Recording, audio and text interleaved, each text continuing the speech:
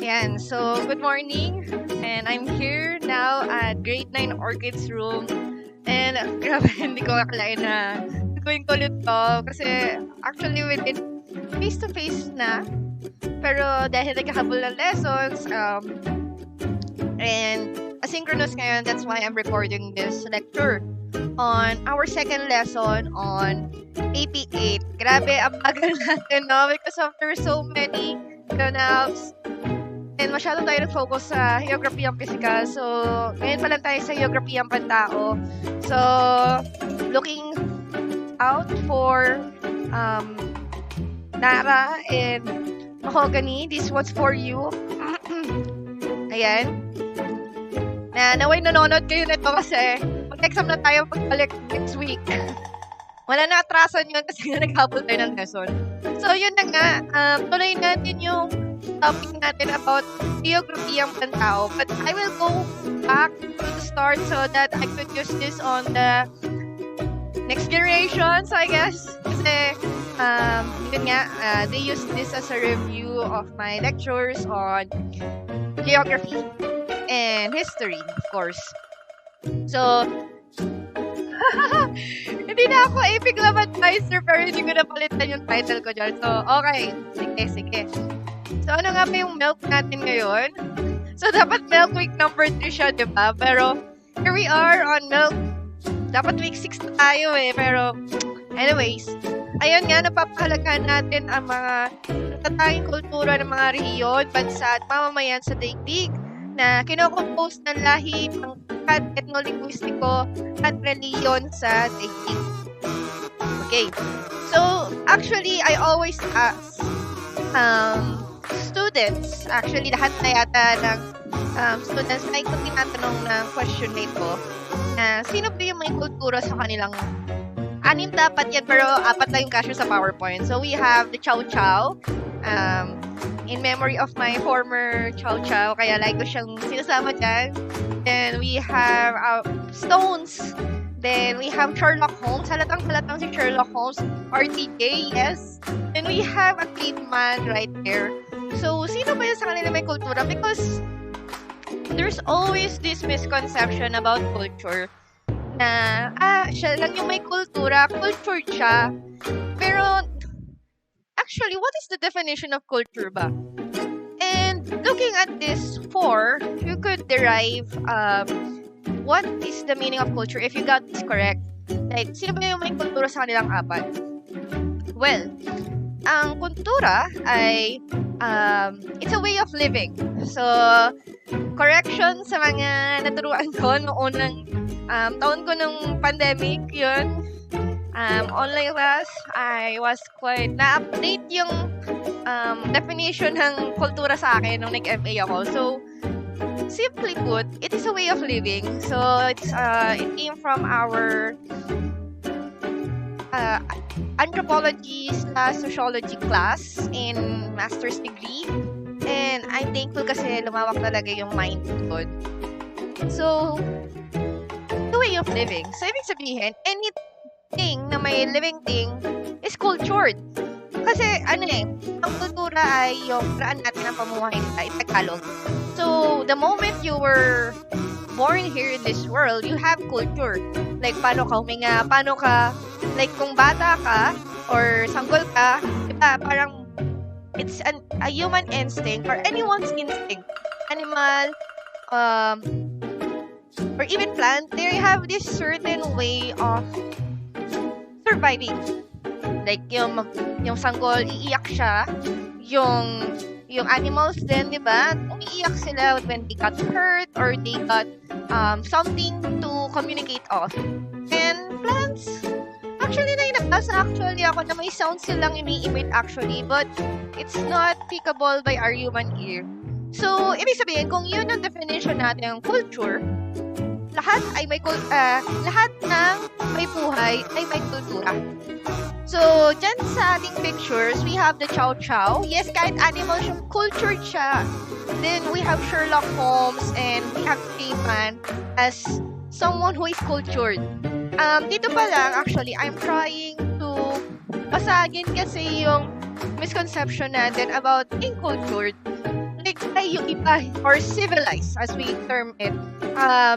Yung iba may kultura, they have their own way of living, but it's different from us. What about the rocks? I mean, the rocks, these are artifacts. Ito yung parang nag-show na may culture tayo, but in itself, it does not have any culture. Kasi ginagamit lang natin siya in way of living. Like, for example, well, the Chow Chow does not have any use of it, but the caveman and Sherlock Holmes definitely have. Like, the caveman uses it as a tool, while Sherlock Holmes uses it like sa mga bahay niya, sa pavement nila, ginagamit ang bato. So, pero tandaan natin, kultura ay way of living, and of course, sino bang qualified na may culture is all living things. Kasi, yun nga, kung yun yung ating pinaka-basic na definition. Okay, so balikan natin ang heograpiya kasi nga, we are on the other side of the geography. And I always tell this to my students na you can have the social science part of geography if isa lang yung itatalakay natin. So, ito yung pag-aaral ng daigdig and simplest definition. Nagsimula siya sa geo, lupa, at graphene pagsusulat. Okay? So, you write about the earth. Okay? So, meron tayong dalawang uri or sangay ng heograpiya, which is ang physical na ilang linggo na natin kinalakay. Kasi nga, it's very technical. Okay? Halos na sila. Overlapping na sila ng geology. Okay, geology. So, under physical, meron tayong 5 themes of geography. Actually, hinati ko sila dun sa dalawa para mas madaling matandaan or maintindihan. Sa physical, we use lokasyon. So, ang lokasyon ang kinaroroonan ng isang pook. Okay, saan ba siya? Using the absolute and relatibong lokasyon. Okay? We use the imaginary lines there. Oh, that's why, yun nga, nagtagal kami pa. Okay. Then we have lugar. And actually, ang lugar, 2 aspects siya na merong physical na parte ang lugar, how you describe it in physical terms, which is what we call topography or topographiya. And we have the human part, which we will tackle right now. Sa Pantao naman, we talk about the interaction ng tao at kapaligiran. For example, I'm here at Orchids room. Ayan, actually, hindi ko na kayang ganong inilibot here, but maraming changes dito sa room namin. Like, we have our room repainted and we have a new whiteboard. So, yan yung interaction namin sa kapaligiran namin na we change this environment, this landscape, and yet it changes us na, for example, dito ang init. We only have 6 fans. So, ayun, and so we adapt. Like, for example, yung mga students dito may sariling pamaypay, may sariling mini fan. So, may sariling extra shirt kasi mainit. Okay? So, we interact in our environment. It's a two-way relationship. And it shows us our human side of geography. Kaya din, paggalaw ng tao, for example, we're not the orchids last year. They were formerly grade 8, ang mga grade 9 orchids noon, grade 10 na sila. And dun sa kabilang building. Okay? So, mga dalawang tao. Migration is a part of history, biography of human life. And, of course, parte yun ng geography. Then, lastly, we have region. So, I'm here in the 3rd floor of our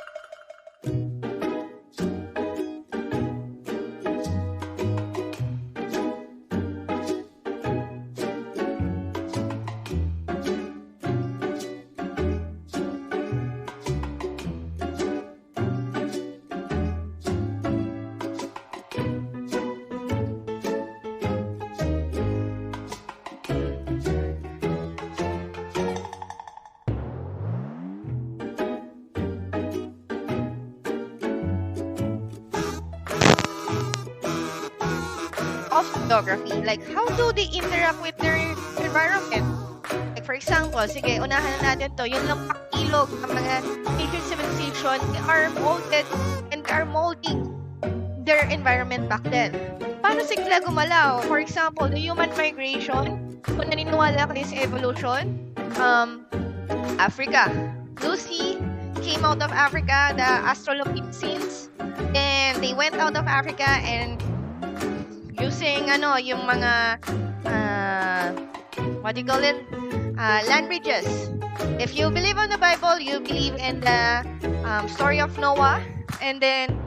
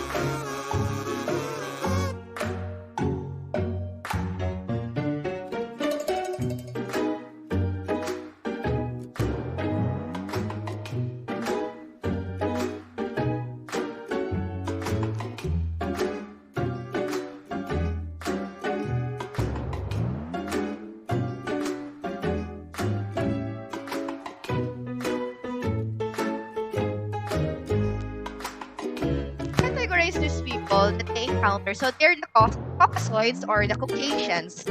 And those they met from Africa, they called Negroids.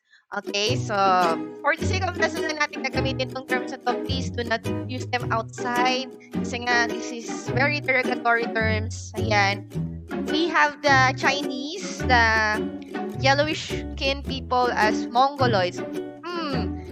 Kisa, don't use this carelessly. Again, for the lesson lang to, but do not use that on real life or pertaining to another person because that's very derogatory.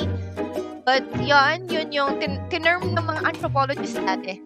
Then we have the Australoid or the brown skin, kung saan kabilang daw tayo. Okay. So, 4. But I always ask my students, how many is human race actually? And if you look at it scientifically, there's only one, which is the Homo sapiens sapiens. Hindi natin i-count yung mga sinasabi ng evolution na meron pang Homo neanderthalis, dalensis, meron pa yan Homo habilis na Homo erectus.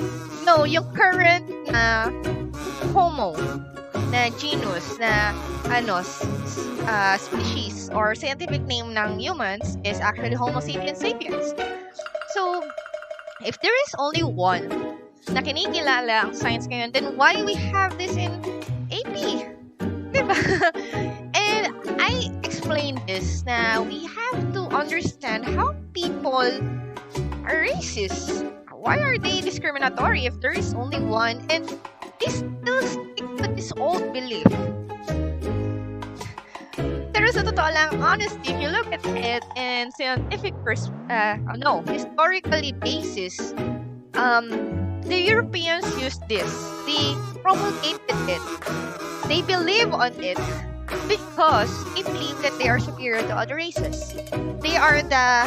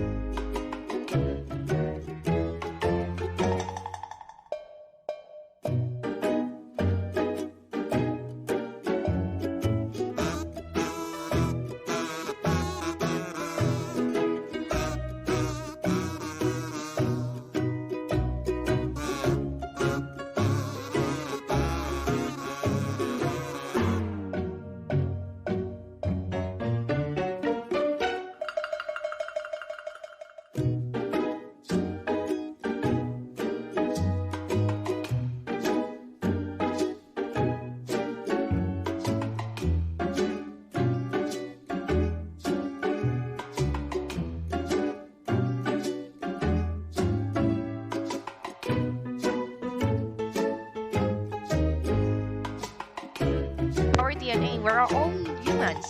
Wala talagang specific gene na nakabatay na, oh, ikaw ay Homo sapiens australoid. Wala. Okay? We only have Homo sapiens sapiens. So please, ay kayo sa apat, let's go for one. There's only one human race and you may get the theme of this lesson at the end of it. Okay? Next po. So, I created this meme on my first year of teaching. So we have the language differences of pineapple. So the history of this is actually the fruit originated from South America, and when the South America or the Central America was colonized, it was transported to the New World, and Europeans were wow, ang ganda ng fruit na to, ang tamis na maasim na. Actually, allergic ako dyan kasi makati siya sa lalamunan. Okay. So, the native name of this is ananas. So, the French adopted it, ananas. The Italians adopted it as ananas. The Italians adopted it as ananas. Then we have the Indians. Okay. But, there's a problem with the US and the UK kasi they're English-speaking countries. There's already banana in their vocabulary. So, they name it differently. Like, it looks like a pine. Diba? Merong pine na cone na, yung Christmas tree na tree. So, it looks like that, yung cone nila. Then, apple in the Middle Ages meant fruit. It's like, kung ano yung word nating fruit ngayon, that was apple back then. Hindi siya yung specific apple na, katulad nito, alam ko may dala akong apple dito eh. Like, hindi siya yung apple na ganito eh. Like, Ayan, sabi ko nga, dala ko nga siya. Ayan, hindi siya yung apple na ganito dati. Yes. But, any kind of fruit. Apple ba talaga? Ito mukhang orange. Anyway, ayan na nga. So, they call it pineapple. So, what can we learn from this example of memes? So, yun nga, I like memes too, especially kung educational sila. Ayan. Language is, first of all, arbitrary. Pinagkakasunduan po siya na parang, kaka-colonize na natin. There's a very good fruit in here. So, magkasundo tayo na ito rin ang tatawag natin sa prutas na to. Or, ay, meron ng banana. So, hindi yan yung tatawag natin dyan. We're going to call it as another one. We should call it pineapple. Ganyan. So, language is arbitrary. Okay. Second one. Language, there's a lot more than you think. Like, magkakamag-anak sila. They might have a same ancestor. Okay? So, those are the two characteristics of language that I want to impress with you with this meme. Okay? Okay. So, ano nga ba ang wika? So, ang wika ay sistema ng komunikasyon saan yung verbal. Ito siyang pasalita or pasulat as like I'm showing it to you right now. Nagsasalita ako. Then, nakikita nyo sa screen yung tinype ko. Ngayon lang. Nilipat ko sa PowerPoint sa template ng club yung mga notes. Then, di verbal na pinagsangayunan gamitin ng isang pangkat. Di verbal, halata, ito, like, I'm not wearing my mask. I'm showing myself in the camera and you can see how I behave here. So, meron ding mga, may naku-communicate akong, kumbaga, meanings sa inyo. Okay. So, we see here, this is a customized map that I made back in the pandemic for the modules Ako nagmawa, okay, para iwas plagiarism. What? Ayan, but, as you can see, we have these colored countries. We have, for the blue, it's the Indo-European. For the green, it's the Niger Congo. For the yellow, it's the Sino-Tibetan. For the violet, it's the Afro-Asian. And we have the Austronesian languages on the map. So, what it meant? Ano bang ibig sabihin yan? Okay, sila ay mga magkakaugnay na wika na may isang makasimulan or what we call the language families. So, magkakamag-anak sila. Yes, like, for example ako, I'll share, dati kasi, di ba, Nokia 3210 lang kasi yung phone ko. So, minsan pinagtitripan ko siya. Ang weird ko lang. Like, alam nyo yung ililipat nyo yung language nyo. Ang weird. Like, nililipat ko siya, pinagtitripan ko lang. Nililipat ko siya sa Bahasa Indonesia or sa Malaysian language. Then, kinakabahan ako kasi gusto ko Tagalog yung 3210 ko eh. Actually, Tagalog siya. Hindi siya English. So, ipit ko saglit. Then, kinakabisado ko sa new settings. Pero, pag titingnan mo yung phone, yung interface ng phone, it's almost like the same. And we borrowed much of our language and the Malaysian on the Bahasa Indonesia languages. Kasi nga, magkamag-anak tayo, we're Austronesians. Ngayon din sa Sino-Tibetan, like, syempre, well-known naman ang Mandarin.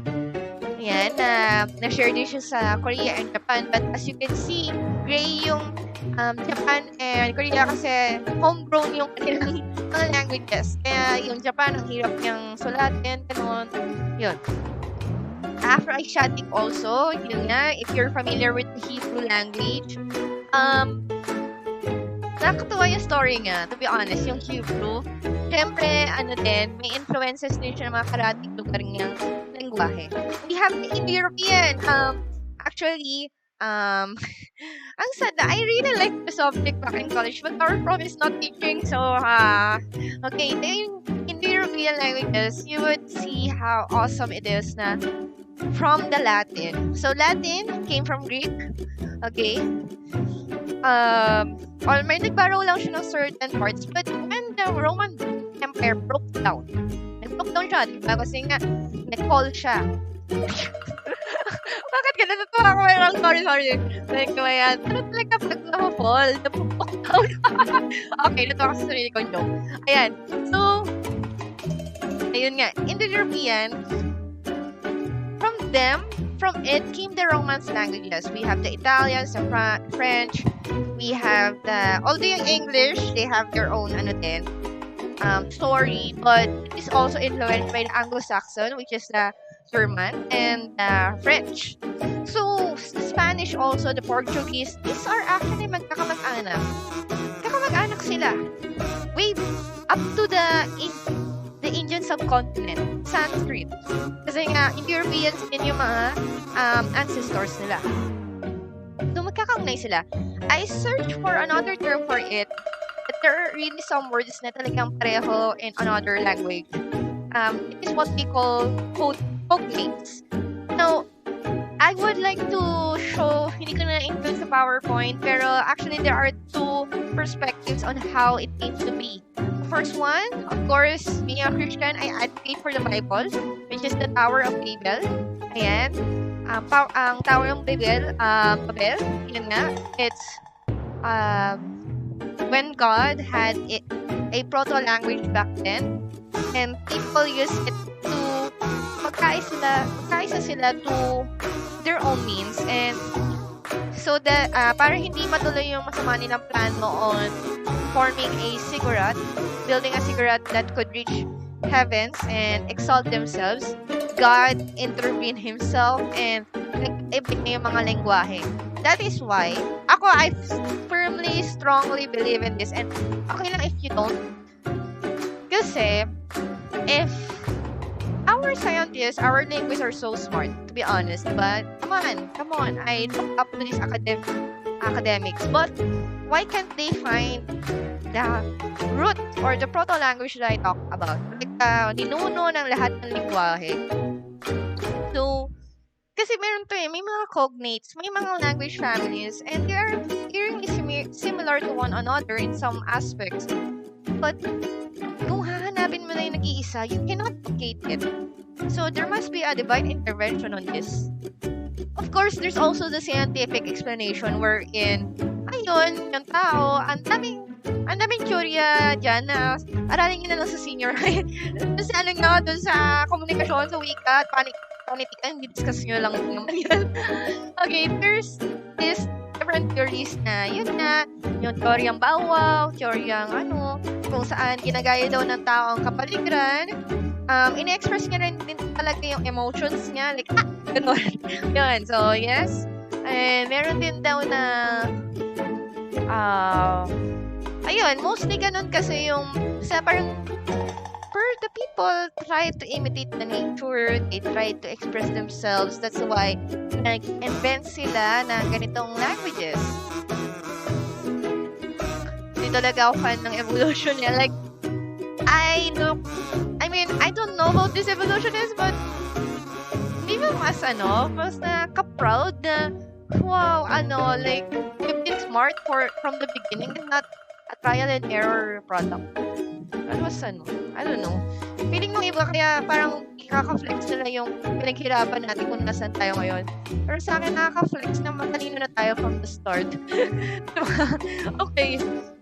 Ayun na nga. So, next we have is, let me read to you the quotations or the primary teaching of every religion. Okay? So, we have in Christianity, in everything, do to others as you would have them do to you, for this is the law and the prophets. So this was said by Jesus himself in Matthew chapter 7, verse 12. In Sikhism, I am a stranger to no one, and no one is a stranger to me. Indeed, I am a friend to all. Guru Granth Sahib, page 1299. Okay, so yan mga guru nila sa Sikhism, may 10. Okay? Islam, no one of you truly believes until you wish for others what you wish for yourself. So, the Prophet Muhammad said it himself in the Hadith or another book, holy book of the Islam. We have the Zoroastrianism, do not do unto others whatever is injurious to yourself, which is the Shayas 13.29. We have the Hinduism. This is the sum of duty. Do not do to others what would cause pain if done to you. So this came from the Mahabharata, chapter 5, verse 1517. Mahabharata is the longest epic in the world. It's so much epic. So I understand. Ang haba nun na. I know it's quoted by Krishna in the reincarnation of Vishnu. Ayan. Then Buddhism, treat not others in ways that you yourself would find hurtful, in Udana Varga 5.18. So in Judaism, what is hateful to you, do not do to your neighbor. This is the whole Torah. All the rest is commentary. So this came from Hillel, Talmud Shabbat 31a. And nakanood ko ito ng The Chosen. So please panoorin nyo kung Christians kayo, or if you're believing in Jesus, that is, Hillel is para siyang Pharisee, leader of the Pharisees noon. So he also said this commentaries also. In Judaism, one should treat all creation in the world as one would like to be treated. In Mahavira Sutra Kritanga. Okay. Okay. Sorry. Na weird ako sa pagkakabasa ko. I do not mean anything. Anyways, ayan. So, if I'm not mistaken, it's the Jainism who really treats all creatures with respect and reverence. Like, wow. Like, no wonder it came from them, yung quotation na yun. Then we have Taoism, regard your neighbor's gain as your own gain, and your neighbor's loss as your own loss. In Taisham Kanbing, 213 to 208. So, what's the point of reading to you the golden rule? So, this is the golden rule. Like, literally golden, kasi nasa lahat ng religion yung katuwang yun. Well, first, you would notice na, like, lahat sila. Merong ganitong katuruan. So, these religions actually have similarities also. They teach us humans how to deal with others while we live on earth. Like, how do we, paano tayo makisalamuha sa ibang tao?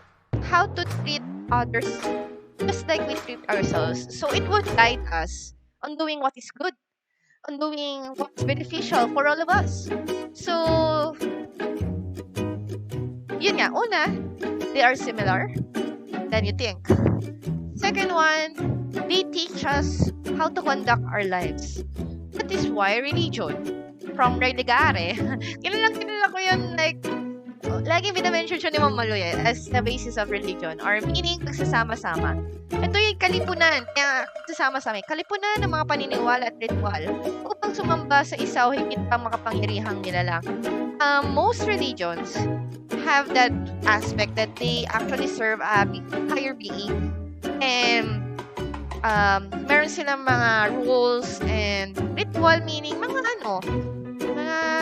ginagawa, okay? Ayan, mga ginagawa for that higher being or for themselves. And also they have this aspect of life after death, okay? Most of them are, like, some would say na ma-merge ka with the higher being. Some would say, you would go to this good place or a place of punishment. So you should conduct yourselves well here on earth. So that is religion. Okay? So, ayun nga.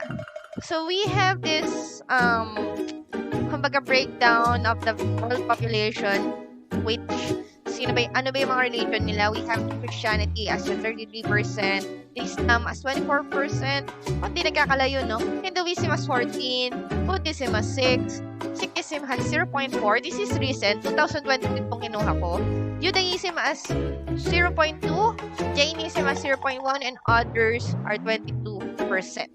Okay, if you notice on the top 10, most of them are large in number, and they have this similarity compared with the others.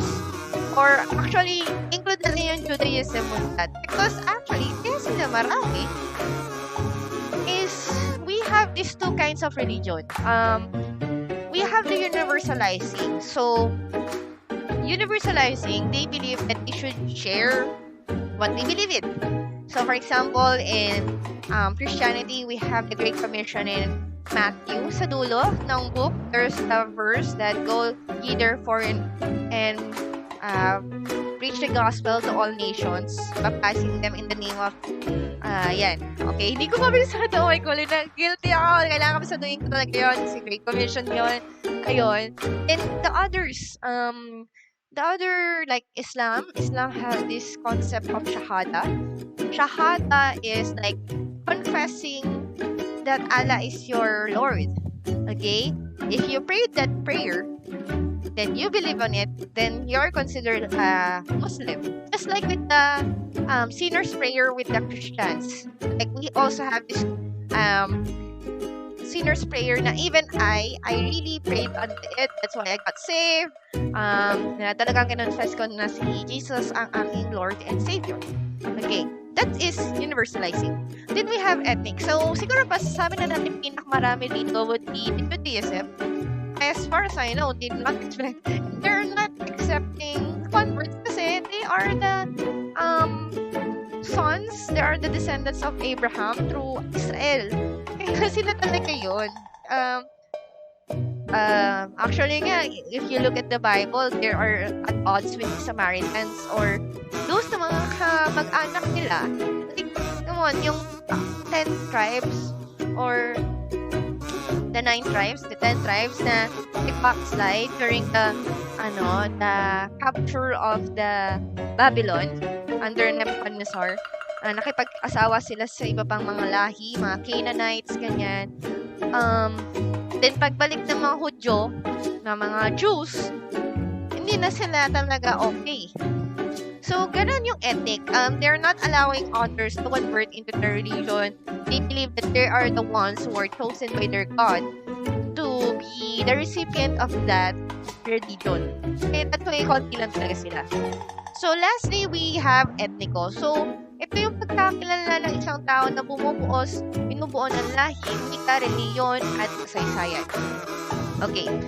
So, this is the end of all of this. That a person have his or her ethnic identity. Ano ba talaga siya? Based sa kanyang lahi, quote-unquote lahi, or skin color, sa kanyang wika, relihiyon, at history. And dito na tayo papasok sa history. Kasi, again, we do not know ourselves if we do not know our history. Ano ba talaga yung ethnic natin? Ethnic identity. So, sakto ngayon is Indigenous month. So, kilalanin natin ang ating mga indigenous groups. So, given, ayan. So, may have the majority. So, there are two kinds. And mostly, most of ours are Tagalog na nakikinig ngayon dito sa Histolesson na to. So, kabilang tayo sa mayorya or sa majority. So, isa to sa isa higit pang dominanting pangkat etniko sa bansa dahil sa dami ng taong kabilang dito.